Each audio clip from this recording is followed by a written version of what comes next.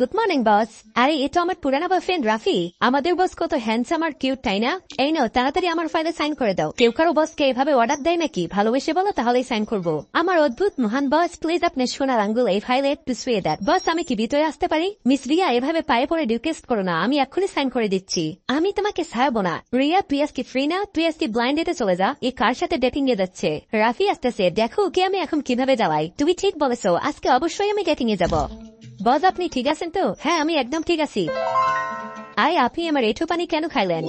এটা first time নাকি? এর আগেও তো অনেকবার খাইছি। এই রাফি মনে হয় সবাইকে জানাই দিবে যে আগে আমি ওর গার্লফ্রেন্ড ছিলাম। রিয়া ডেটিং এ এসে দেখে যার সাথে ও দেখা করতে গেছে এটা অন্য কেউ না, এটা তো রাফি। তুমি এখানে কি করতেছো? আজকে তুমি যার সাথে দেখা করতে আসছো সেই ব্যক্তি আমি। তুমি কি আমাকে বিয়ে করতে চাও? বিয়ে করবো এজন্যই তো এখানে এসেছি। বিয়ে আগে আমি তোমাকে বলে দিচ্ছি, তুমি কখনোই আমাকে ধোকা দিতে পারবে না, আমার বিশ্বাস কখনো ভাঙতে পারবে না। তোমাকে কথা দিচ্ছি আমি কখনোই তোমাকে ধোকা দিব না, সবসময় সুখে রাখবো।